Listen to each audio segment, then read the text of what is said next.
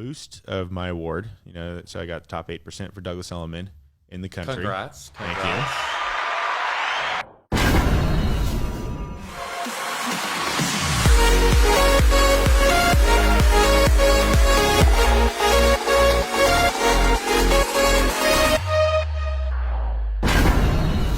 What's up, everybody? Today we have Kevin DeSilva with us to shed some advice to other real estate agents, as well as talk about some of the things that he's doing in his current market of Los Angeles, West LA, the South Bay.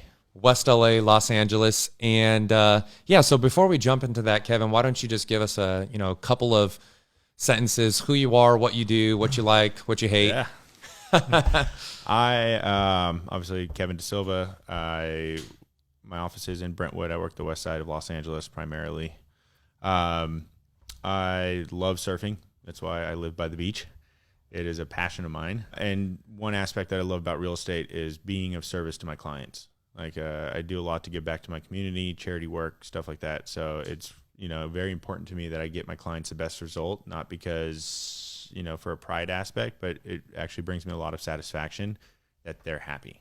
So you talked about three things. One of them was sports, which was lifestyle. Surf and soccer, Yeah. Lifestyle. You talked about real estate, and you talked about philanthropy. Yeah. And I think that it's huge that business is not just business, Yeah. and you're not throwing away some of the things that you love, especially if they bring you joy, whether that be providing extra value to your clients because you want to see them happier, you want to see them make a great investment, but actually letting them know, hey, like, I like surfing, Yeah. I like soccer. Like, why?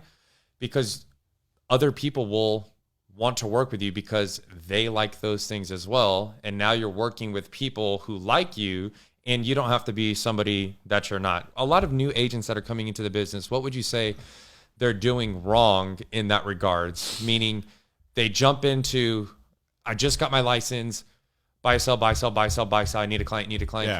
commission check. What are they doing wrong? That's the exact actually the aspect that they're doing wrong. And I've met some agents recently who are new in the business, and it's like, I need a deal. It's like, I need a paycheck. It's like, well, if that's all you're after, then this is going to be a fruitless business for you. You're going to, it's... I know, right? Like, and the aspect is, if that's what you're going after, they're gonna smell it on you. And So what would you call that? There's commission breath? Yeah, there yeah. it is. There it is. It's like you reek of commission, So it's that agent, or the lack of. So it's the agent that essentially is willing to say or do anything, thinking that this is going to get me a paycheck. Yeah. Well, no, there's that aspect. Trying to push deals through. And don't get me wrong, like sometimes you have to think outside the box. Like I'm not simply after the paycheck, but at the same time, I have certain clients who are looking for a product, and it's not always readily available. And I say, hey, look, I think these people would be the best people to submit like an unsolicited offer. But it's not from the perspective of, hey, I need a paycheck. It's from the perspective of, my clients need a property. You might be interested in selling your home, and I know they're willing to pay you more money. Got it. So to wrap that up into one sentence, what would the one piece of advice you would give a new agent coming into the business? What's that one thing that most agents, when they come into the business, are not doing that you should be doing? You should. So just come in from the mentality of, it's not about you. Got it. Come in from the mentality of, it's about your client. When you make it about your client, their happiness, their success, you're going to have more clients than you know how to deal with. It's just the reality. When it's not about you and it's about the client, they're going to feel the service, they're going to feel the love, and they're going to refer you to all their friends and family, and your pipeline will be full. So on the flip side, you're saying you need to make sure that you're worried about their happiness, their success, putting them first, doing things that are going to make them happy. And what that means is, hey, if they say, hey, Kevin, I like 123 Main Street, I think it's a phenomenal house, and you go and you look at it and you go, ooh, that's going to be a terrible deal. That's you stepping out and say, hey, John Doe, Jane Doe, actually look at the history here. Look at this. Yeah. Even if that's not going to get you paid, knowing that A, they're going to be happy. And not only are they going to be happy, but they're going to trust you even more. So more than likely after that deal closes, they're willing to actually refer you. Hey, like we were actually going to buy 123 Main Street and Kevin said that wasn't a great deal. And look at the house that he got us in. Like that's the type of agent you should go to, as opposed to, oh yeah, 123 Main Street closed and it closed in 21 days. And now we just realized, oh my goodness, like we didn't see this. We didn't do this. Why didn't the agent tell us this? That guy's the worst person in the world. Never going to send anybody to him. Oh yeah, no, I've learned, I mean, it's a highly litigious business. I've learned inspections are key, but at the same time, there's certain health aspects that I'm aware of through doing business by coincidence and also seeing reports. I've had clients try to buy homes, they have little kids that try to buy homes near a gas station. And I say, look, I don't recommend it. Here, read this article, and they read it and they're like, oh my gosh, I can't be near a gas station. There are chemicals that come out of the gasoline and the petro that are known to cause cancer and are more harmful for little kids than it is for adults to live near a gas station. So it's like, like your family matters to me. The great thing is if you prospect enough and you market the right way, you will have enough clients that if your clients don't care about you, you could be like, I don't want to work with these people. Thank you.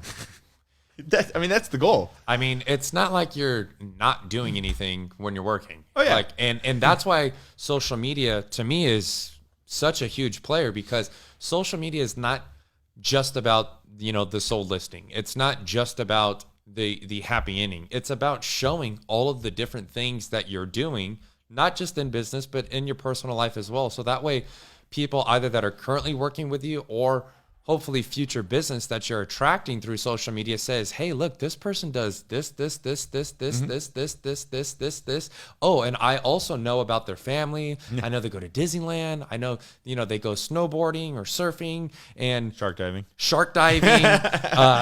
And like, that's huge, because if you're just constantly that clip art image, that clip art, or I always say, if you're Googling, different comments or captions that you would never write or never say, like that's going to catch on. So yes, when you say I'm on vacation with my family, that person's going to think, oh yeah, vacation, huh? Yeah. He doesn't want to answer the phone today. But if you're showing that, no, I'm a family person, or no, I do this, or hey, no, like these are the things that we do. And by the way, look at me phone calling and prospecting, and look at all the marketing stuff that we're doing, and look at all the brand awareness stuff that you see all over the place, and look at new sign and this and behind the scenes here and blah, blah, blah. And they're like, this person does a lot. How do they do it? Yeah.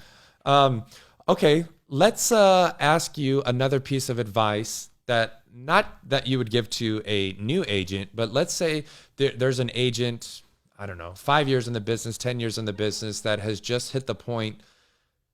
I don't know I don't know what to do. I don't know what to do. I'm not getting any business. My business has kind of died off. Like somehow I was in the business for 5 years and it was great. And, now with the market the way that it is, hey, people just aren't calling me out of the blue. Yeah. I actually have to work now.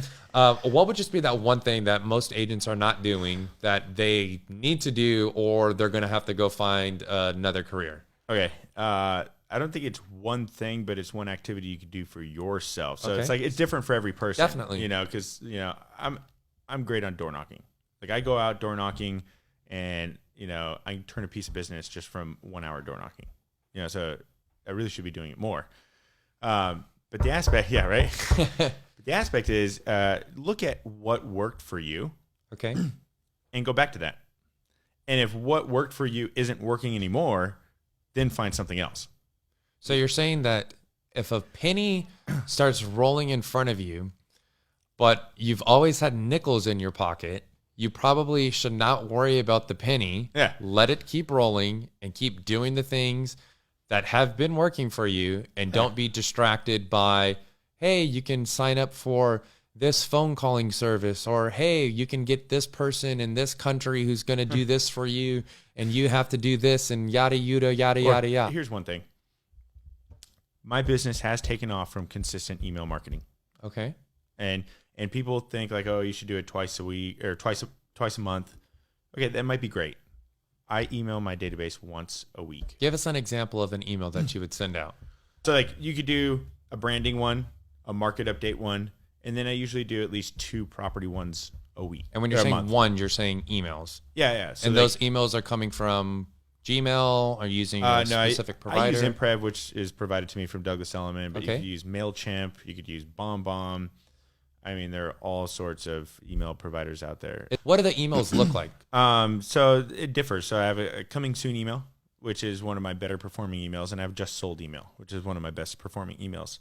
They're going after two different kinds of buyers, like two different kinds of clients. The coming soon are looking for buyers who are in the market. The just sold, and it doesn't really matter where you sold the property, are looking for sellers. So I have a landing page for the coming soon. I have a landing page for the just sold. Now, the coming soon goes to a countdown ticker.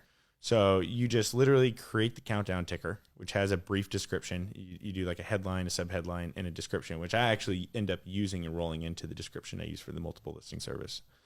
But that one, I'll usually generate, it will go out to, I have like 1,700 emails, and I'll usually get a feedback of about 10 to 15 people inquiring about the property. So that happens about once a month.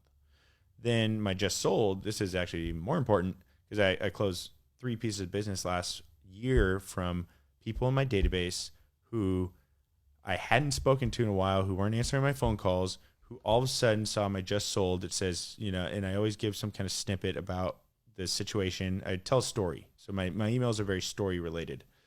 So it gets down to the bottom. It says, curious about your new home value. Try this, enter your address. And usually I'll get about 3 or 4 every email. So about once a month, I'm getting 3 or 4 seller leads, from my database of people who aren't necessarily answering the phone. Now it comes in, it triggers in my phone, it shows up. I look it up. I say, a lot of times, because I do run other seller ads, I'm like, well, that address is out of the area. And I'll click it. I'll go into my database and I'll call that person right away. And sure enough, they answer. And just like that, you triggered somebody. You became aware to somebody in your database who's ready to make a decision, either now or in the near future, who wasn't answering your calls, wasn't responding to your texts, but they saw an invitation to do business, or to see what their home value was. And all of a sudden, now you're going to be selling the property. I thought we were going to talk a little bit about, like I'm doing the email marketing, which we can talk about whatever you want to talk about. Oh, okay. Because real quick, one thing I'm taking with Jonathan's inspiration, I am adding other aspects to my email marketing where I'm actually having ads run that support the email marketing that then support the conversation I have. So I'm using marketing as a way, we talked about this in the beginning of the conversation, as a way to forward my conversation when I actually do talk to people. Because like sometimes people don't answer the phone because they're not ready to do something. And the one day they answer the phone and they're ready to do business. Now, the entire time they've been seeing your ads online, they've been getting your emails, and they're like, I want to work with him. I just wasn't ready to answer his phone call. And then they answer the phone and they say, hey, I want to work with you. Now, if you hadn't been touching them along the way, they might still not answer your phone call. They might be working with their friend's realtor. Yeah. So the example for the branding post that I did was we did the custom audience, and my custom audience is actually performing better than boosting it to my page likes, boosting it as a geofarm around my actual farm, like a geofence. And so I'm getting better results from my custom audience of people who already know me online than I was from other things. And it's all in support of this email and the conversation. So as I talk to people, it's just creating brand awareness. So rather than chasing new leads, you're developing the relationships of the people that, for whatever reason, they know you, you have their contact information. And like you said, it's not just a one-click, hey, this works for everybody. There's different things that you're doing. You're adding in branding pieces. Yeah. You're doing emails. You're doing phone calls.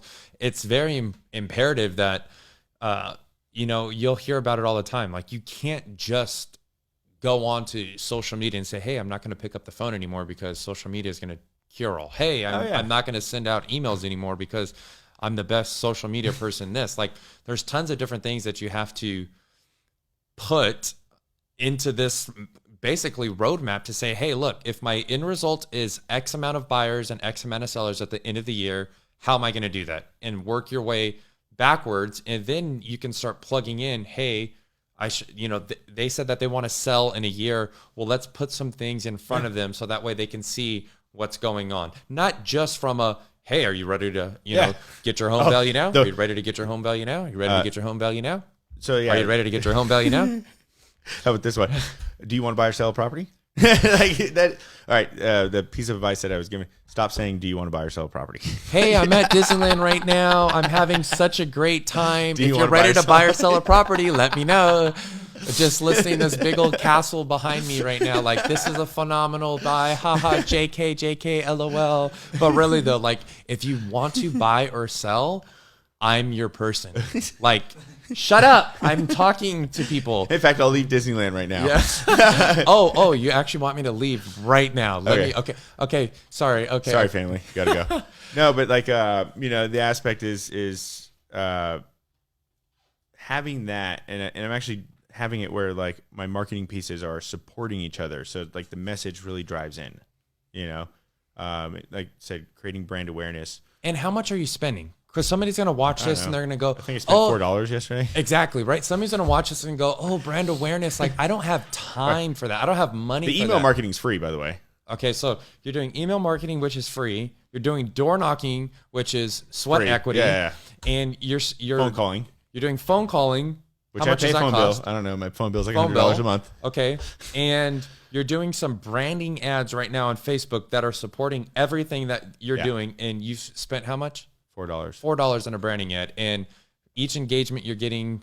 I basically have it scheduled. I'm running 3 different the same branding ads to 3 different target markets for $2 a day. But I don't have $1,000 a day to run Facebook ads. I mean, Facebook, it's free marketing until you pay to market it, to boost it. So I boosted out of my Facebook business page. Did you? This is a very startling stat. The National Associations of Realtors released in their Digital Age Report of 2018 where leads come from. I've had 2 this year just from Facebook, free though, like out of my database. So that actually supports their data. Yeah. Because their data suggests that the highest percentage of leads, 46%, came from organic social media posts. Yeah. Paid social media posts, what would you venture to guess? Unless you've already read the article. I sold 1. Oh, what would I venture to guess? Yeah. If I sold 1 for 19, I'm going to say 5%. 16%. I'm under the weather with it. Yeah, but I think the 46% is huge because what that shows is that, hey, this is 4 times essentially better than just doing ads. Now, that's not saying that ads don't work, and that's not saying that, hey, you should not do ads. But what that is reinforcing is stop using the excuse that you can't do this because you don't have a budget. You can post on social media. You don't YouTube? You don't have to have a professional videographer. You don't have to have all these different things. But I do think that it's imperative that your social media strategy is on point to where, and when I say strategy, it's not, again, you have to have some type of plan other than, hey, let me just continue to ask whether they want to buy or sell a house. like, hey, I'm going to do X amount of family posts, or hey, I'm going to do X amount of videos, or hey, I'm going to go live. All these things are free. Mm-hmm. There's tons of different apps that can help you make your stuff look better for free. Yeah. So stop giving me and stop using the excuse that, hey, we want to, do all these different things, but we just don't have the budget. Yeah. And actually for agents, you go to these events, you become friends with people. A lot of my agent-to-agent referrals come from people. They watch what I'm doing. They see me at the events, and, they don't even post it, on any of these Facebook pages that have, referrals, they just call me and say, hey, I need you to help a client. Yeah. Is that okay? So it's, that is free. Last year, about, 3 deals, $50,000 net GCI. So that, like what my 1099 would show, just on agents referring me from Facebook. And then another 3 deals from Facebook itself, one of which was the only one that was paid. So what you're saying, and what a lot of people need to realize, is that social media can help you. Yeah. Is there a lot that can happen in social media? Yes. Do you have to do it all? No. Do you have to do something? Yes. And if you don't know how to do something at this point, that's Watch okay. Jonathan. Oh, thank you. but really though, you don't have to do all these different things. You definitely need to know what's happening. Yeah. But I definitely think that, you know, as long as you have a certain plan, like that's okay. Like if we go back into my calendar, like we have a certain plan. This type of post is going out on this day. We're doing this on this day. Hey, leave that spot open for whatever might happen during the week. Hey, let's do this. Hey, let's not do this. Hey, you know, let's just continue to roll the camera, and wherever it fits in the next few weeks, we can, you know, plug it in. See, that's the difference between you and me, because he's crushing it. Jonathan's crushing it on social media. I'm like, oh, you know, I'm out at a home inspection. Well, you know, just randomly like, oh, let's do this. You know, let's get the home inspector, you know, so like I'll be out doing something. I'll say, this is a perfect time to post. I don't have it as strategically planned as you, but I know that with certain opportunities that are important to clients, like, oh, we need to record. And so the piece of advice that I would give on that is that as long as you have your phone with you, you can always hit record. Yeah. And you don't have to worry about posting it that second, right? Oh, Facebook Live is great. You could do a Facebook Live, but let's say for whatever reason you don't have the time, maybe it's noisy, you don't have service, whatever it is, you know, all the different excuses that you're going to use to not go live. You can always hit record. You can always put that, you know, video together afterwards. But I think that it's huge that you have a bank of all of your different videos that you've done. Yeah. So then that way, hey, maybe you've only got 10 seconds at the property. Well, you can put those 10 seconds of you at the property or you with the inspector, and you can couple that with maybe some prospecting that you've done, maybe some different marketing. And now you have this 60-second video of, holy heck, Kevin does a lot of stuff for this property, right? So I think the sentence that a lot of people use is, a lot of people say, hey, what content should I put out there? And we like to say that it's not content creation, it's documentation. You're doing so much as an agent. You really are. I mean, if you come to think about all the different things that you do, there's so much that it might seem hard, but just take your phone out and hit record. If it's of something else, whatever. If it's of yourself, who cares? They know what you look like. They know what you sound like. And You're not fooling anybody. And hopefully, you know, they know about your family. They know about the things that you like. It's not like they're going to, no, if you posted a video of yourself surfing today, you wouldn't get anybody calling you, go, oh, I didn't know you like surfing. I can't work with you. Like that wouldn't happen. Yeah, they cheer me on. Exactly. They know I'm passionate about it. Got it.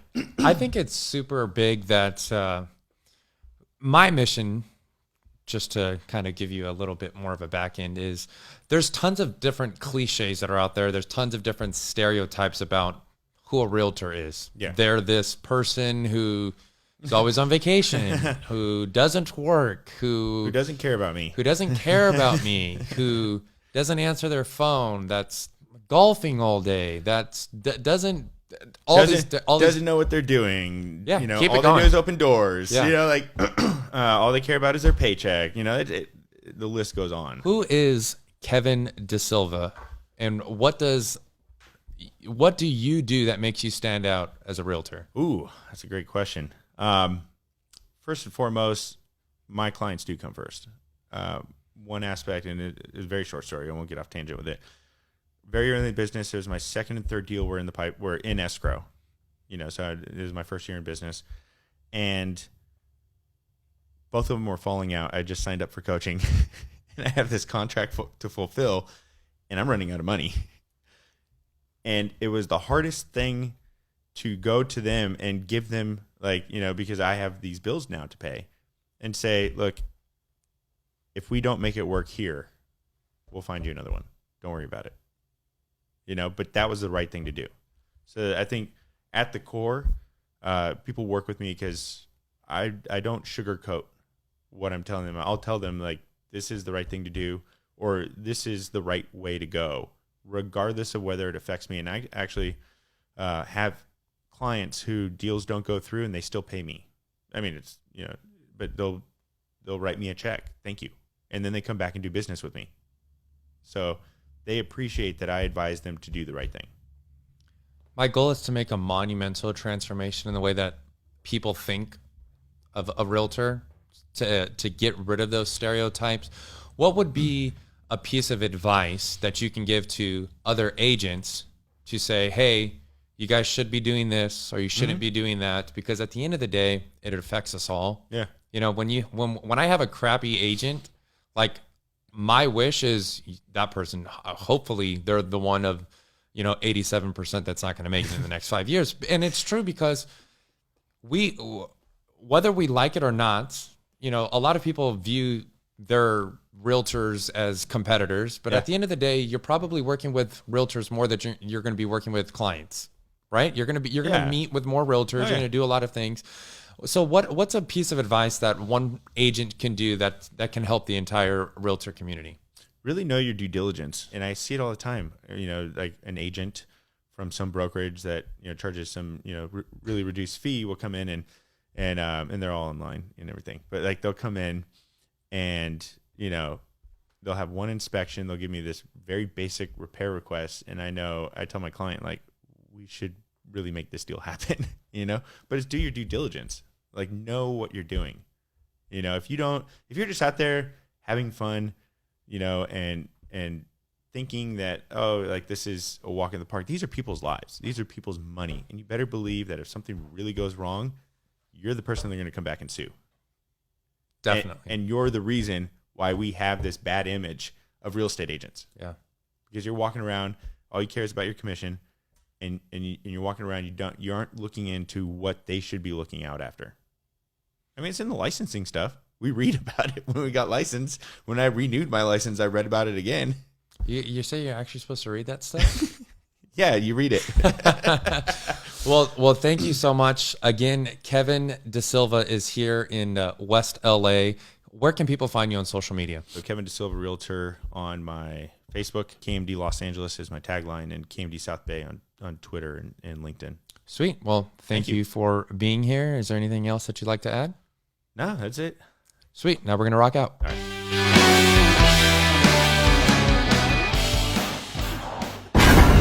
Hey, everybody, this is Jonathan Hawkins. Thank you so much for staying until the very end of this podcast. I definitely appreciate it. As always, make sure to reach out to me via social media at jonathanhawkinsofficial. Send me a comment, shoot me a DM. If you have any questions, you can also comment below. Thank you so much. Don't forget to subscribe below. And remember, who you hire truly matters.